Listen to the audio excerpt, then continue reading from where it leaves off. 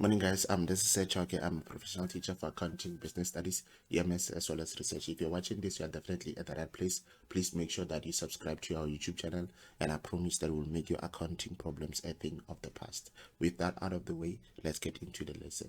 Now in our lesson, we are going to look at how residual value is applied. I've noticed that most learners struggle when it comes to residual value, and it's a problem. And right now it is currently also included in grade 10, so it will be best for you guys to make sure that you understand it, because you are also going to do it in grade 11 and 12, so it doesn't help to run away from it. Now normally residual value will apply when you are dealing with an old asset. If you look at the information that we have, this asset was bought on the 1st of January 2008, and we need to calculate depreciation for 31st December 2011, and you can see that the carrying value keeps on going down. And when you look at the depreciation per year, it's 50,000, so it means they were using cost price. Okay, they didn't really tell us, but you can see here that when you go back to the information that was given, I can't remember what was the rate, but if I remember very well, they were dealing with cost price method. Okay, now from that activity, this asset was depreciated at 25% per annum using the cost price method. Now if you look at this, as you continue with your years, your carrying value is going down, meaning that at some point they would have to, this asset would have to, we'll have to look for the residual value, because you can see the asset is very old, and this year this asset cannot depreciate by 50,000, because if you add, it's going to be the total depreciation will be equals to the cost price. Okay, I mean accumulated depreciation will be equals to the cost price, and the law says that an asset can only depreciated to the maximum value of 1 rand, like you can see looking at this example. So meaning that the lowest value an asset can have is the carrying value of 1 rand. So when you look at this, if depreciation becomes 50,000, its value will be 0, so which means that that law will not be fulfilled. So it will be very wrong if we do it like that. Okay, now let's look at the depreciation for the last year. Remember I said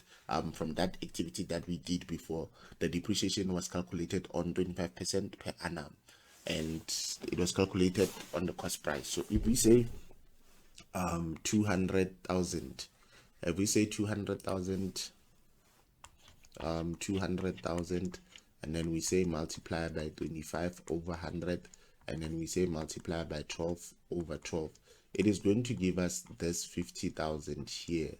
But remember, when we put that 50,000 here, it will mean that our total accumulated depreciation will be equals to the cost price, and we know that that information is not possible. So what we do when we look for that accumulated depreciation that we can get in that particular year where it asset has reached its prime time, what we can do is to, the law says that we must make the carrying value to be 1 rand. So we can write that our carrying value is going to be 1 rand. Now when you look for the maximum depreciation that you can get in that particular year, for the maximum depreciation, what you do, you take the present carrying value that you have before calculating the depreciation, then it's going to give you the maximum depreciation that you can get on that. So if we want our carrying value to be 1 rand, it means that the depreciation for that asset will be 50,000 minus that 1 rand, which will give us 49,999. Then your depreciation for this year will not be 50,000, it will be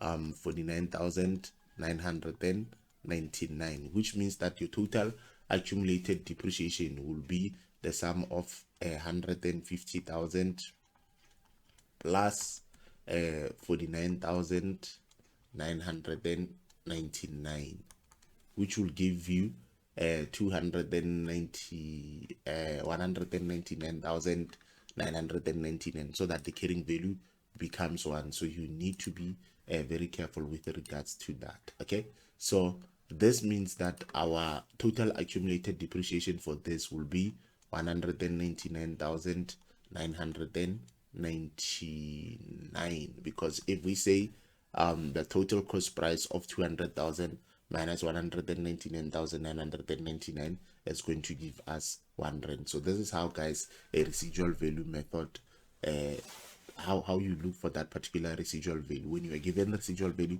this is what you must do, but you must check whether you are given the cost price method or the diminishing balance method. Okay, but most importantly, if you're using cost price, this is how you should go about it. I'll try and look for a different example that includes the diminishing balance method so that we don't get lost. If you have any question with regards to all activities that you have done, you're more than welcome to get in touch with me using the details that I've provided in the description of this video. Don't forget to hit that subscribe button and to also make sure that you comment and share this lesson with your friends. And also, if you want me to become your personal tutor, you are more than welcome to get in touch with me by using the contact details that are available on the description of this video. With that out of the way, thank you guys so much for watching. May God richly bless you. Shalom.